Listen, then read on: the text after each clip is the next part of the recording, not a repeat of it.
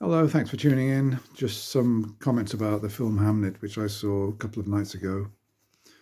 I don't think it's as good a film as a lot of people are claiming at the moment. It's got an IMDb rating of about 8.5 or something like that, and the majority of critics seem to think it's wonderful. I don't think it's wonderful. I think it's a very well-made film. I don't think the script is strong, and I don't think the basic idea that Shakespeare used the play Hamlet as some kind of way of bringing his son back from the dead, or any other thing that you might think that he was doing as a tribute to him. The response of a grieving parent, the artistic response of a grieving parent to the death of his son. I don't really think that it works at all. If I was in Shakespeare's shoes and I'd lost a son who was 11 years old, who was not fully developed, but looking at the film, he seemed to be like a really nice boy, had a strong connection with his father, etc. And I would not use the figure of Hamlet as any kind of parallel or tribute to my son, most notably because Hamlet's not actually that nice a person.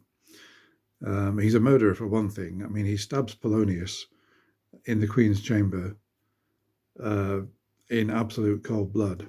Whether he believes it's the king or not really is beside the point.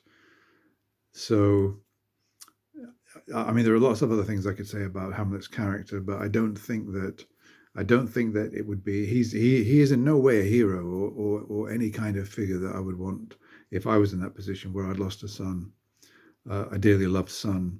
I would not use Hamlet as any kind of tribute to my own son. It doesn't really make any sense.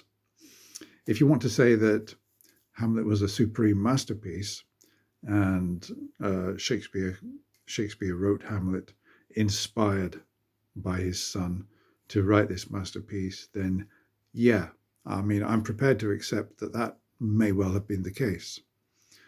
But for his wife to come in and stand by the stage and try and actually hold hands with a dying Hamlet, who, let's face it, is only saying half of the words from the actual play. He's missing out a lot.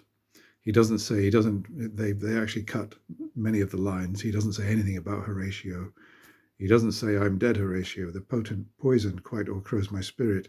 He does not say, he does not refer to Horatio at all. It's like they've airbrushed Horatio out, because if they introduce Horatio, then people sitting at home and in the theatre are going to think, if they don't know Hamlet, they'll think, who's this Horatio? It will sort of muddy the waters.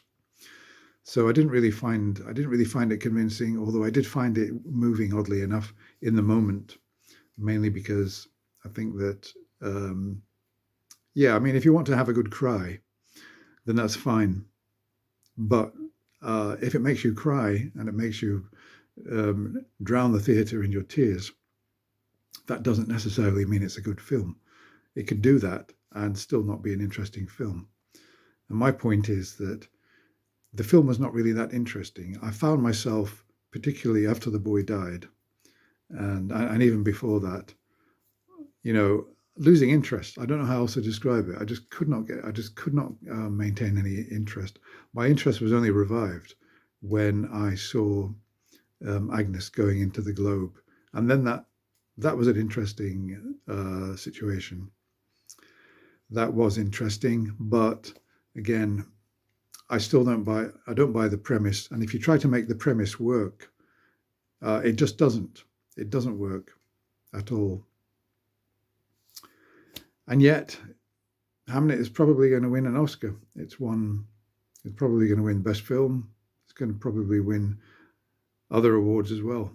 And I just don't think it does deserve to win. But we've probably had worse films than Hamnet winning an Oscar for Best Film. So why not Hamnet? Anyway, I have actually got the book, and I wonder whether to read it or not. I don't think so, because I don't think that the premise for me just fails. It almost makes me think that Maggie O'Farrell doesn't really know the play Hamlet, and if she did, I don't think she would have written this book.